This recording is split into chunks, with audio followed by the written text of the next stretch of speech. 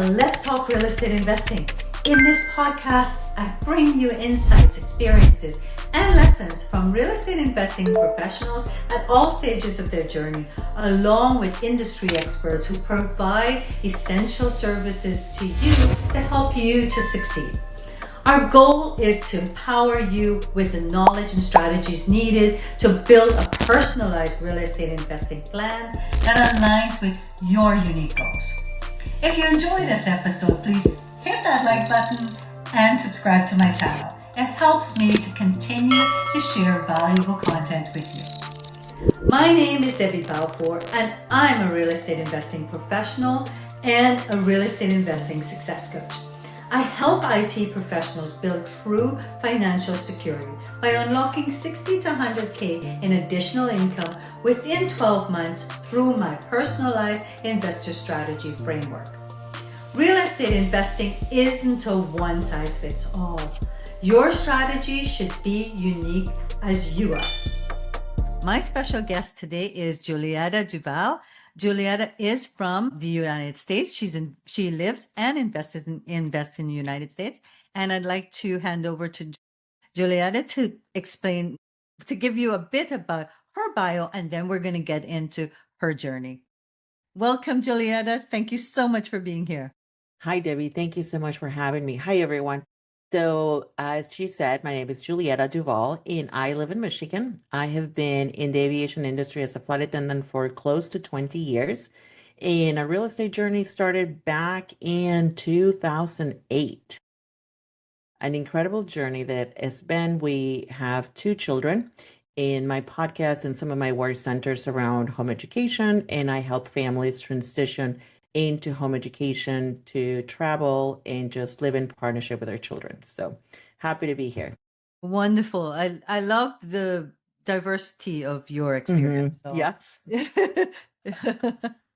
So tell me, let's talk a bit about your journey in real estate investing. And I think it's very inspirational. Also, in talking with Julieta, it's not this big, huge conglomerate kind of journey, and it's something that everybody can achieve. Anybody Yes. out there can achieve. Yes. I mean, I can tell you if I can do it, anybody can. I swear. So our journey started back in 2008 because my husband and I were living in his childhood home, and we wanted to purchase a home for both of us. And we couldn't sell the house. You know, if you think about 2007, 2008, that was the market crash. So there was a lot of foreclosures in the market, and we went looking for a home. It was just a process. Back then, the foreclosures, the banks weren't answering. I mean, it would take months to find out whether you had gotten a home or not. So our mortgage broker said, why don't you rent his home? And then you can add that to your mortgage income per se. You know what they count as income to purchase your new homes. Yes. So we kind of just did that. I told Debbie, I mean, it wasn't like we were thinking about being landlords or renting this house. It's just something that kind of came up, and we're like, well, let's just try it because we really wanted a house just for the two of us. It wasn't his childhood home. So we kind of started in the journey and kind of learned along the way. So we moved out of that house in 2008. And we just kind of started on the journey. And then we acquired the next property was in 2011 when we acquired the second one. And how did you do that? How did you acquire the second one? So the second one was, we had been renting and we kept seeing that there was like still foreclosures. So we're like, well, why don't we just look around? And there was one. So we kept looking, and we acquired the second one sometime in October. So back then, the house was listed for $12,000, and it was in a city that is like adjacent to Detroit. So the area, it wasn't in Detroit, but it was like adjacent. So it wasn't like a super high end area, and the house is really small. So we went and looked at it, and we're like, okay, my husband, who is an amazing, talented individual as far as fixing homes, doing tile. My husband is a house whisperer, I call him. So we looked at the house, and we knew the house needed work. So we put in that offer for 12. They said yes. And then we did an inspection. So once the inspection was happening, we realized the house, it was like a fountain when they turned the water on because it had been winterized, right, for a couple of years because it had been on the books since like 2008 or something. So the house, the bank, at this point, the bank just wanted to get rid of it. So it was a fountain. And then we like, we need like, it's gonna cost like 3 grand to fix it. Or, and they, and we said, would you do it for 7? And my real estate broker, my real estate agent back then, she's like, you're crazy. I said, well, let's just ask. If they say no, I'll pay 12. That's not a big deal because I knew I had money, like not only in the plumbing, but just everything else, right? Drywall, roof, like, fences, Mhm. all kinds of stuff. Like it was almost a gut job. Like we almost gutted the whole house. So my real estate agent, she's like, no, no, no. I'm like, just do it. Just ask.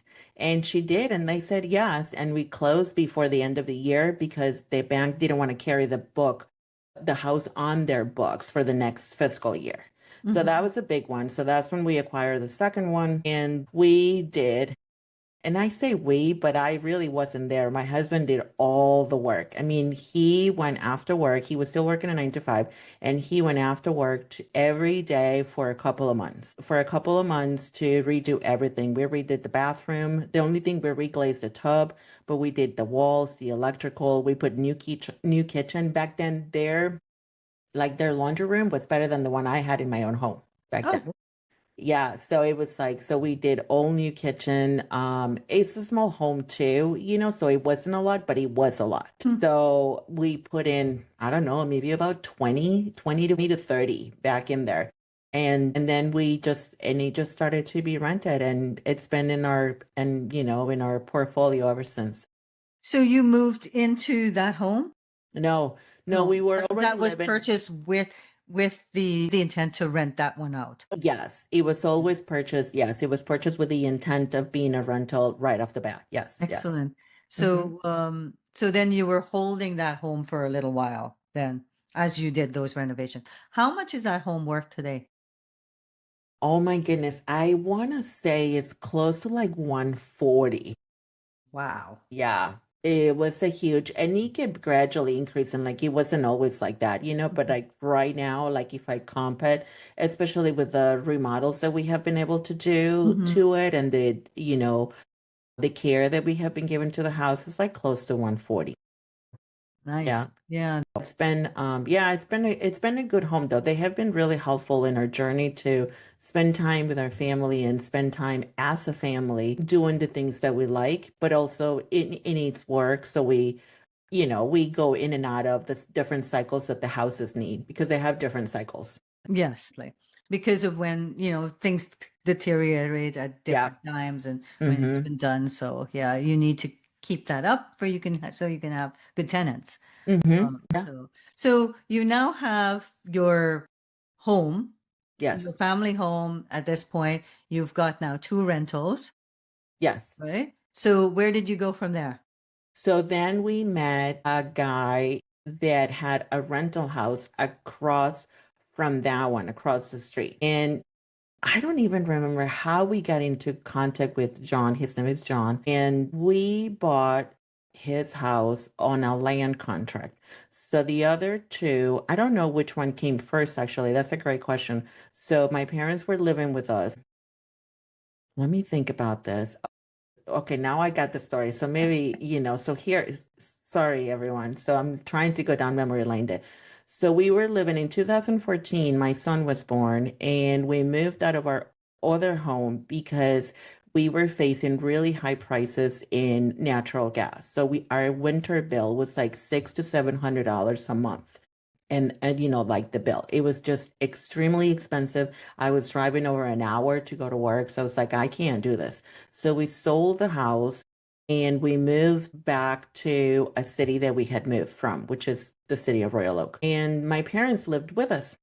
So my parents were helping us with our baby and all that stuff, but the house that we moved back into was smaller. So it's a bungalow style house, so it's a little smaller. And we looked for a house for my parents, and we drove around our area and saw a sign that was set for sale by owner. And we called the guy that owned it and said, "Hey, we are looking for a house for our parents. This is what we have." And he was looking for to sell it on a land contract. So we just asked the questions and we said, would you take less money as a down payment and a longer contract? And he said, sure. He was a family guy, so family was really important to him, and he felt like he knew he was helping us because he knew he could have said no, and he knew he could have gotten more money for as from as a down payment. He knew he could probably have sold it cash to another investor, but he really related to our story of trying to help our parents and our parents trying to help us. Mhm. So that was a really, it was I mean, it was a very good thing that we found him, and then he was willing to help us. And so we bought that one. And then the other guy, whose name also is John, across the street from the second rental, he just said, hey, I'm selling this house on a land contract if you want it. And we again talked to him because we had some money, but we didn't have the numbers, the large numbers to say, we'll give you 30,000 and we'll go on a land contract for 4 or 5 years. So again, it was really people that had done had rentals for a very long time, and he had helped them on their journey, and they were now like passing it on to someone else, and they were happy to be helping other people. Yeah, it was really for us, it was a very intentional like relationship transaction. It wasn't just a transaction. And that's something I say to my clients all the time, that real estate investing is 80% about relationship and Yeah. 20% about the actual deal. So Yes. building that relationship, I love this because building that relationship was key. But number one, the things that you do and you do really well is you're not afraid to ask for something. You're not afraid to, and you say, if they don't want it, they don't want it. That's fine. But I am going to ask. And Yes. each time you've asked, you've gotten, they've like, okay, yes. And imagine if you didn't ask, you would have Yes. walked away or paid full price, which is, so that's something really important that I want to get out there to the audience is ask. You Yes. never know what they will say. If they say no, you're back to where you were. You have nothing lost, but Yeah. but so much to gain by asking the question. The other thing is the story, telling the story. So because you spoke to them, you told your story, you explained why you're asking for this amount. And that story connects with, and it's emotional in the heart. And so you never know how your story will connect. And for you, that worked really well. Yeah. Can you explain to people who are new to real estate investing what a land contract is? Yeah, so a land contract is a sale between you and the owner of the house. So in the United States, the owner of the house has to own the house outright.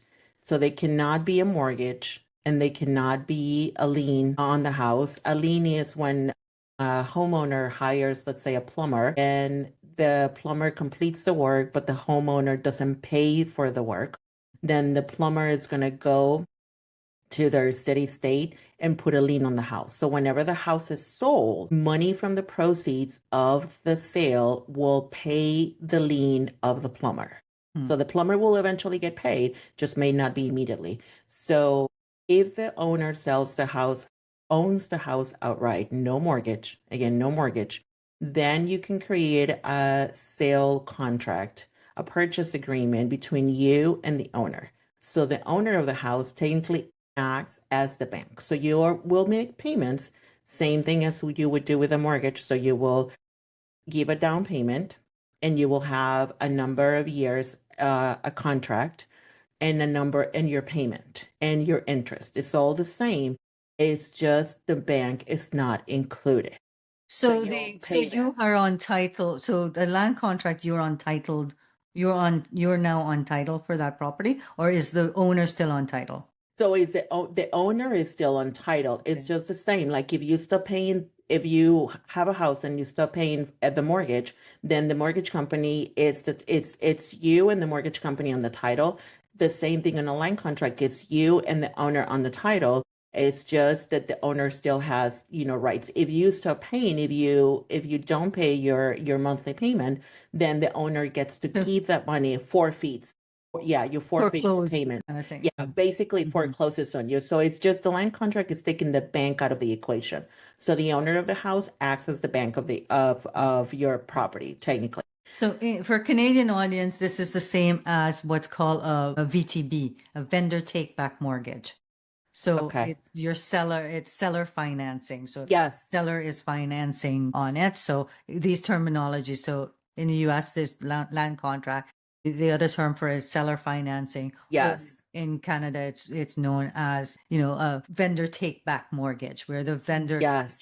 in this case, the vendor is all of it. There's with a vendor take back, it could be the vendor, it's a vendor and mortgage company. Okay. So Yeah, that's so interesting. That's, the seller financing, that's exactly what it is. So the seller is helping you finance, but it's a mhm, little bit more. So for us, it was helpful because a mortgage in the US is normally 30 years.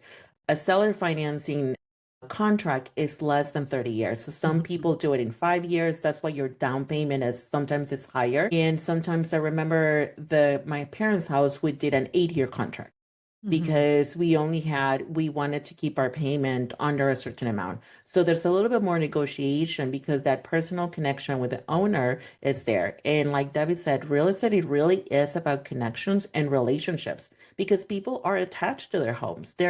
They want to make sure that their homes are going to someone that's going to care for them, that is going to appreciate them. So a lot of sellers that now own their homes outright, they would rather do that, and sell it to someone, pass it on to someone that's going to take care of it. And So what's there's a lot of great that. about this is that the seller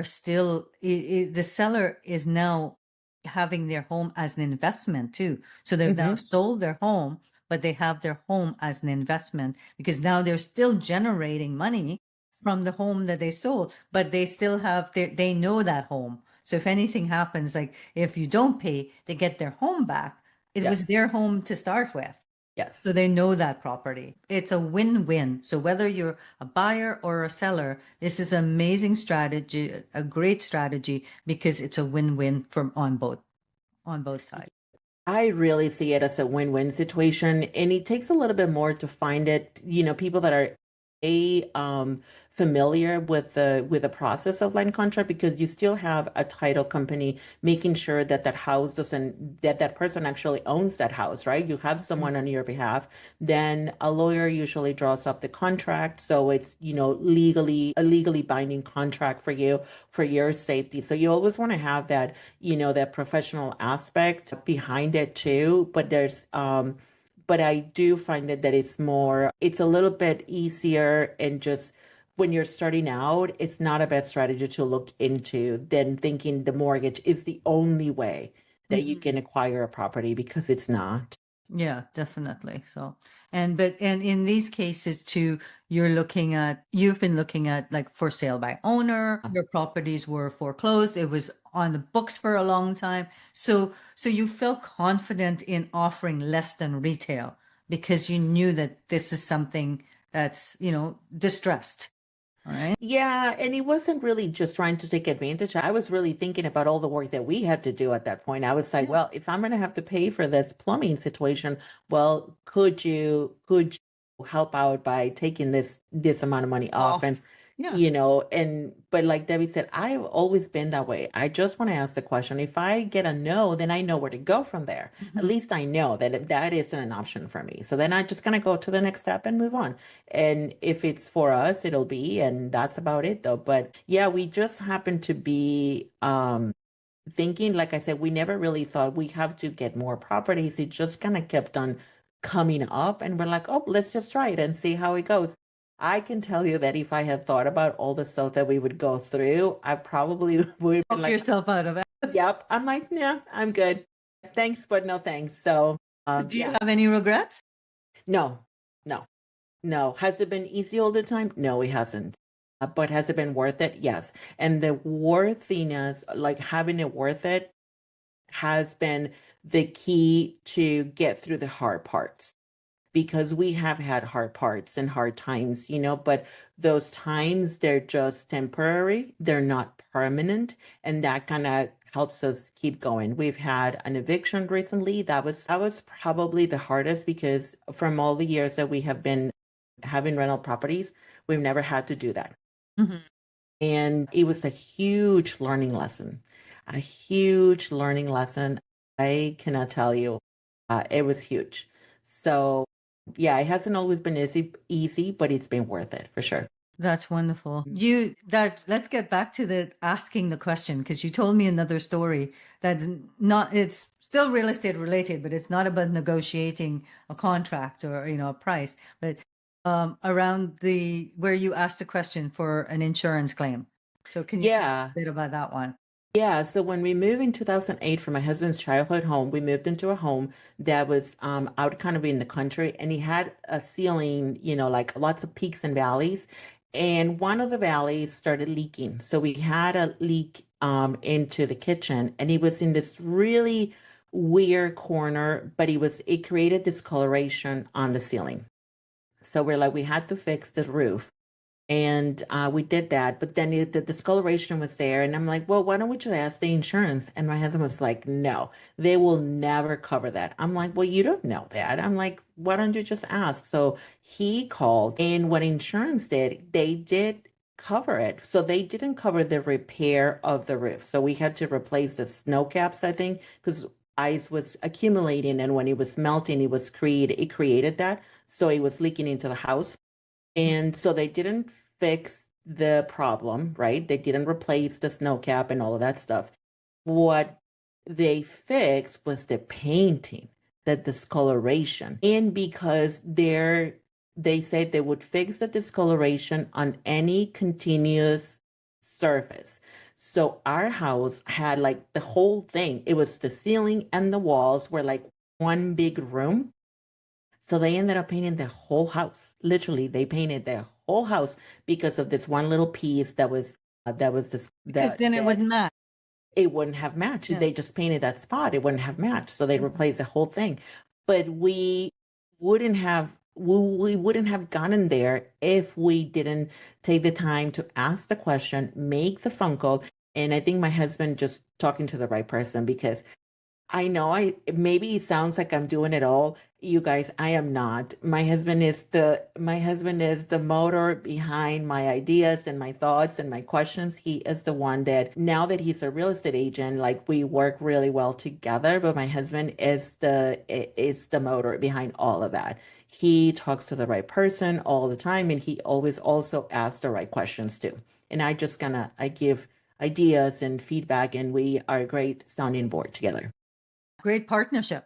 Yes. There's Yes. always an idea. There's always the idea person, and then there's the person that implements on the Yeah. idea. Yeah. My husband is the one that implements. Yeah. Implements, bills, cuts, takes, muds, all of that. Yeah. That's amazing. So how many investment properties, like rental properties, do you have today? 4. Four. And then you have your principal residence that you own. Correct. And then the property that you had purchased for your parents, do you own that? And Yeah. they're living in it? So that's there too. It's not an Mhm. investment property, so to speak, as it's not generating cash flow for you, Correct. but Yeah. it It's is just, there earning, it is there an investment property in the sense that it is now going up in equity. yeah. And it's generating, for us, it's like the help that we want to give our parents. Mhm. So it's helping us do that. So it's more of a maybe, yeah. Yeah. Yeah, and So which it's is it's part of your helping. why of doing this is to Yeah. others, help your children, help your family. And a lot of people, that's why we want to, it's not about the money, it's about what the money will give us to help others. Yeah. So For so I sure. love that you were able to help your parents. Now you've given them a home to live in, that they don't have to pay rent on Yeah. on They don't pay. Yeah. My parents don't pay anything. So do you have any aspirations to grow this to more rentals? As you asked the question, the true answer is no, because we are comfortable with the cycles that we have. The one thing we've always looked at is a duplex. So a duplex, okay, maybe I'm backtracking now. Maybe yes. Okay, so a duplex and a mixed space, because one of my dreams has always been to open a bookshop. So having a mixed space, that commercial space that has a space for that, and then perhaps other spaces that could be rented out, that would probably be That a would pay for dream. your bookshop. Yes, and a duplex, because as a family we travel, so we don't technically need like a big home, and our home isn't all that big really, but having a place to come in, regroup, and then kind of get back on the road without having to worry about payment or anything like that, that would be ideal. But he hasn't, we look all the time. I mean, we look all the time, but nothing has come up that said, okay, let's move some numbers around and let's just try for this one. But probably those two are the ones that we're always looking, the mixed space and the duplex. And you have another goal about Mexico. Can you tell us a bit about that one? Yeah, so I grew up in Mexico, and my children have a great connection with their Mexican heritage. My sister lives in Mexico in Merida right now, and my parents had a dream of retiring there. So everyone kind of worked together to get a place there that could be like a family vacation, almost family compound, where my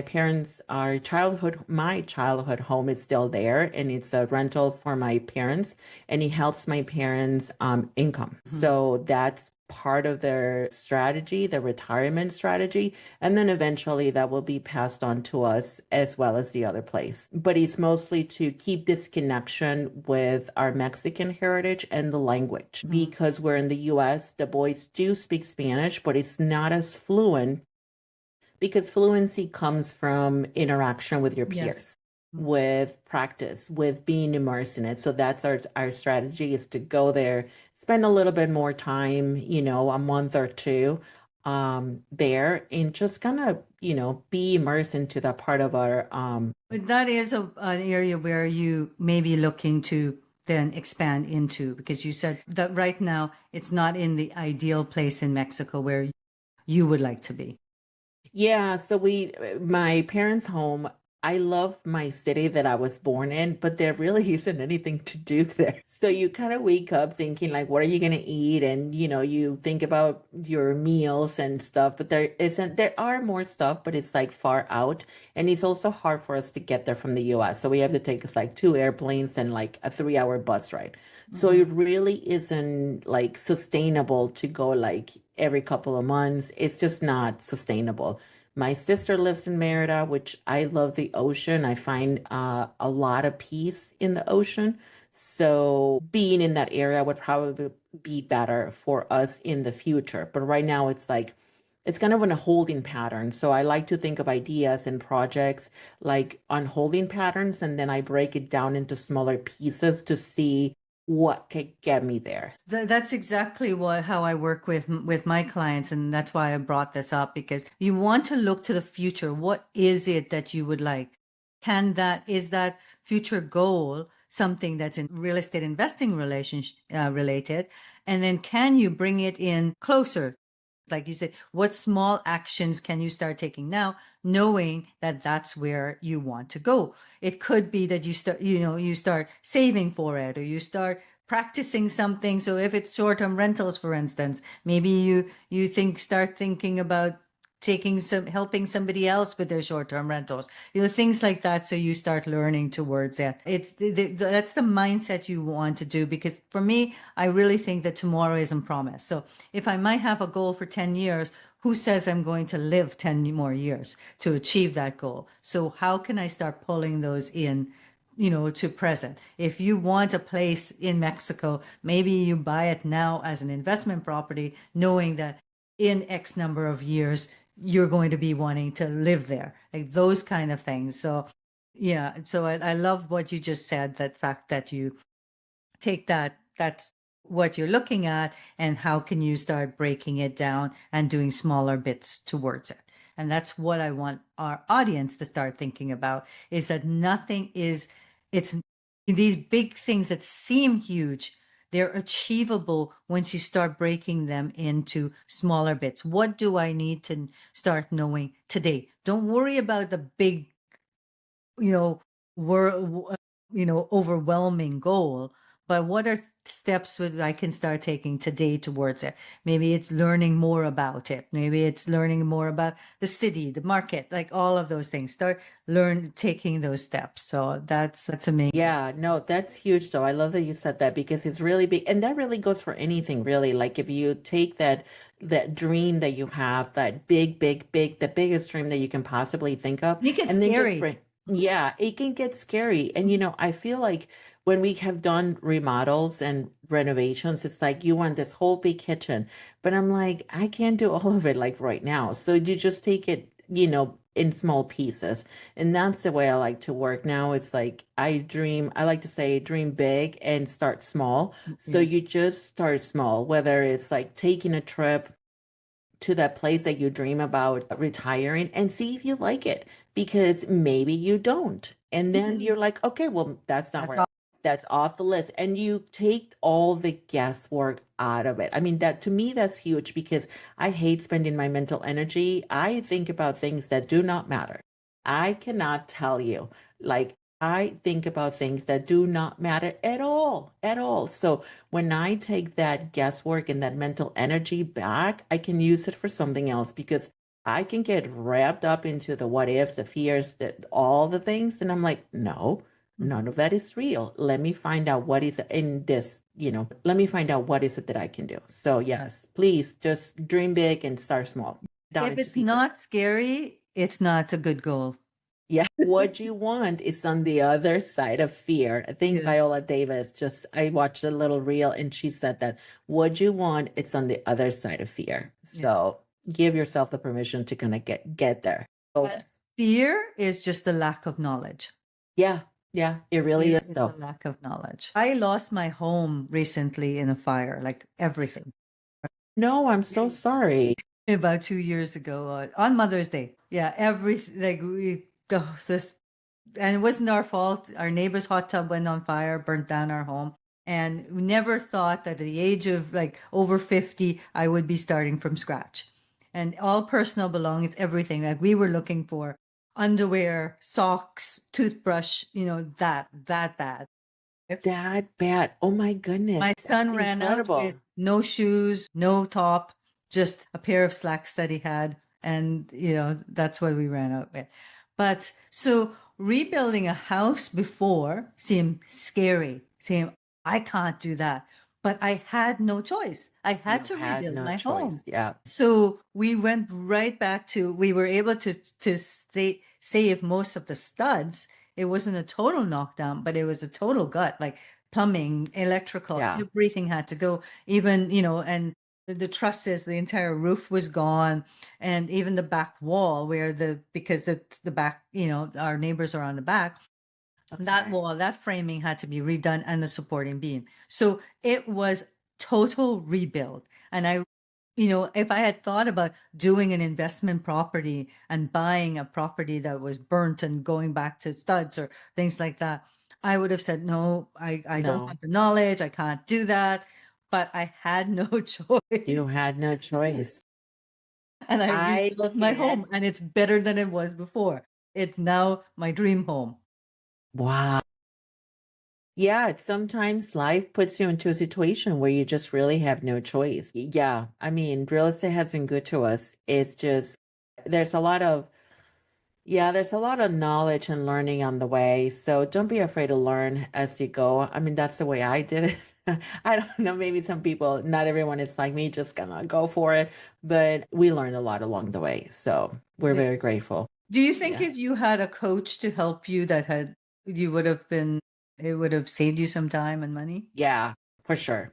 For sure. Yeah. Without a doubt.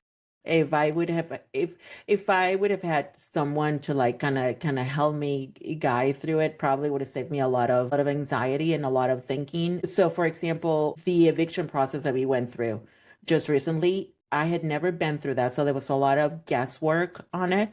but I wish I would have had a coach. I wish I would have thought about it actually, to look for someone that I'm like, hey, this is what I have. Not just an attorney, because I had an attorney. I had to have an attorney actually. The city told me, but the city staff, when I went to ask questions, the city staff was absolutely fantastic. But if I had had someone that I could have had on standby, from all these years, perhaps, and I said, hey, I would have said, hey, Debbie, I just have an eviction, like, can you walk me through what to expect, what to do? It probably would have saved us a lot of time. Yeah, honestly, just the anxiety piece of it because we had no idea. We didn't know Yes. what to expect. We had no idea what the process was and all of the stuff that we had to do, the legal loopholes. That was my attorney, but also, but they're not there to coach me, right? My Yes. attorney wasn't there to coach me. My attorney was there to take care of the paperwork and the legal aspect of it. And we had like questions, thoughts, ideas because we didn't know if they were going to move out. Like we didn't know what was happening. And we actually within the craziness of what an eviction can look like, we were kind of right in the middle. It wasn't all that terrible, but I wish I would have had someone. Yeah. Awesome. Yeah. I'll chat with you after this podcast because for the future, in case you there is actually a legal services that you can get with that. It's a membership fee that you pay monthly, but they Oh, will okay. give you it's not a coach. They will give you the legal consultation you need. You may still need the attorney, Yes. but Needed the attorney. they will give you and they will save you the hours of speaking to an attorney, and they will actually tell you, so they will be able to read the whole rental Yeah. policy for Yeah. you That and was, tell yeah. you these things. So I'll share that with you for the future because now Yeah. you know how time consuming it is, like how much of your time it took. So imagine if you could have somebody, like you said, that told you, like, this is what you need to do. This is what you need to think about. Yeah. This is these kind of things. So I will Yeah. share that with you. It's a small monthly fee and they provide you with anytime. Just pick up that phone and call Yeah. them. Awesome. Yeah, it was I mean it was a learning lesson. Like I said, we learned a lot. I don't know that I would have learned all of that without that experience. Just like Debbie said, and her house fire, you realize that you're actually able to get through the hard times, but it was yeah, it was something. So, Yeah. So real estate investing is not for the faint-hearted. We'll say that right now. yes. It is not a get-rich quick scheme. It's not going to, you're not going to see that money in the next year or two, right? And it does take hard work, but it is worth it for your financial future and for those that you love. So that's why Yes. we do this. So what's your, if you were to encapsulate your why, what would your why be of real estate investing? Definitely financial flexibility, because I like the word freedom, but there is also money going in and out of the houses. Like the houses need care. So Mhm. you will always have, it's not, the houses are not just going to give you money. Like you have to put in whether it's your time or your money into the houses. So it's a relationship. That's the way I see it. Mm. So financial flexibility is what the houses have given us as a gift for us when we put in our time. So it's financial flexibility in the use of our time because our time, my time, it's our time, Debbie's time, your time, if you're watching this video, is the biggest, most valuable currency that you have because it's finite. At some point, our time will come to an end. So when you utilize your time to invest in something that's going to give you back, that's going to give you something good back to you, then it's just a good relationship to be in. So for us, that is the way we see the houses. And like I said, they have names. We go in there and we do a check-in. When someone moves out, I do an energy clearing for the house. I say a prayer. I talk to the house. We spend some time there and we just do check-in. I know I sound like a crazy person, like a crazy cat lady, but I am telling you, the houses will love you back. That's all, it's been a good experience for us. So That's very amazing. grateful. So I love Julieta's journey. I love sharing this with others because sometimes I have people on here that's got like multiple 20 properties. They want to keep growing, but yours has been slow, gradual, and something that I thought of, that you got into real estate investing in 2008 when other people would have said, "Oh, the market's bad. It's not a good time. Like you shouldn't invest in real estate." But that was the time to invest in. That was the time ever. So right now, also in the world, it's a down market in most places. In North America, it Yeah. is a down market right now. So you'll hear people go, "Oh, it's not a good time. Interest rates are too high, blah, blah, blah," right? All of these things. It's the time. If Yes. you've got liquidity, if you've got creative financing strategies, this is one of those times, like back in 2008, that it is the time to get into real estate. And because it is negotiable right now, it is, there are people that need help. So, don't think of it as like, there are people that you don't have a choice. They don't have a Yeah. choice. There are people in need that need to get out of their homes. Yeah. Right. So you're helping them and you're also helping yourself. So it's a win-win. Yeah, there's always opportunity just based on what you want to do. Whenever, I see a lot of younger people being discouraged from buying a property, and it may not be for you, but rather do it from a place of within. Like if you truly for sure feel like you don't want to buy a property, then that's okay because that's your choice. But don't let other people and, the news and other scare tactics scare you out of what you want if that is what you want. It's okay not to want to buy a property. Yeah. There are some people that advocate for rental more. I don't know all the details, but just do it for you. Whatever really feels true for you, because your life is that yours, Yeah. and no one else should have a say in it. And I love that you turned your homes into investment properties. So as you moved out of them, you rented, Yeah.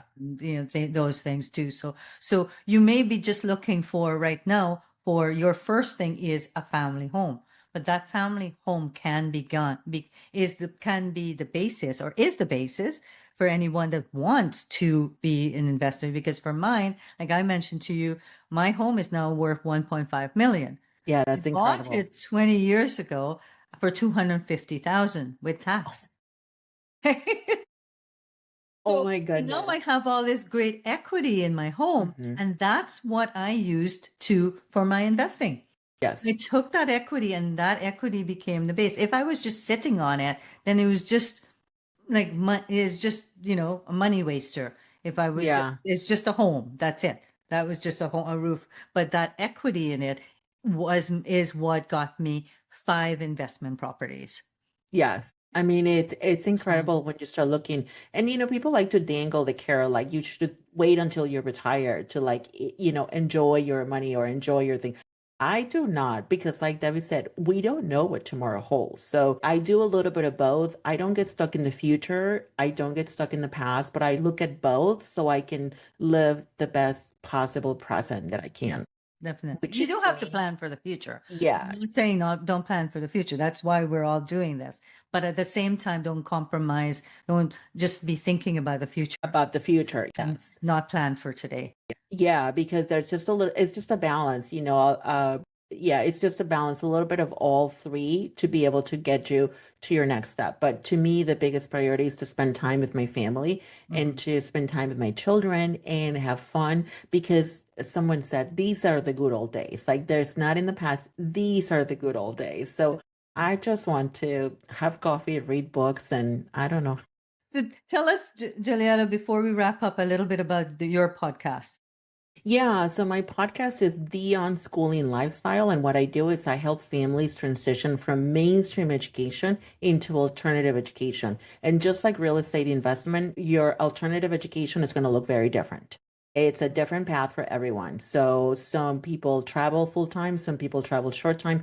my job and what I am passionate about is to help you craft that strategy for your family. So I look at everything. I look at how you make your money, how you live your life, what's better for you. Would you like to rest more, travel, all of that. So I look at the whole picture and then we kind of craft the strategy. Same as real estate, it's not a fast it's not a make it in a New York minute. It takes time to find the right strategy for you. That's what our podcast, my work is all about because I began doing this journey back in 2020 during COVID. And when we began homeschooling, I never thought I could be here. I can tell you. It has been just the most incredible journey. My children have taught me so, so much and have showed me where my work is as a person. And I would not be here without them. I have grown a lot. I continue to do some more growth.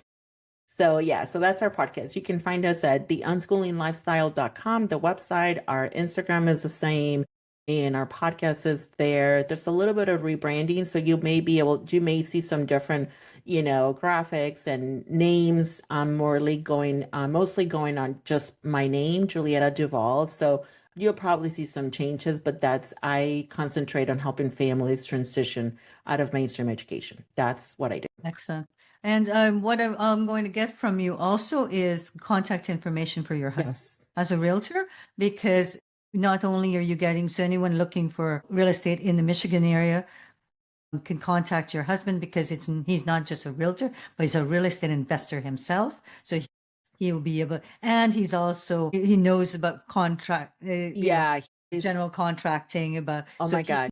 help that person looking for a home say, these are the things that you can do with this home to improve it. These are the gotchas, those kind of things. So I think, yeah, so we'll get his contact information. Absolutely. And have that in the show notes. Thank you so much, Julieta. I love the conversation we've had. I love your mindset and I love what you're doing. So keep on, with your journey. I wish you the best of luck in your journey. Thank you so much, Debbie. I really appreciate your time. Thanks so much, everyone. You're welcome. Take care. Bye.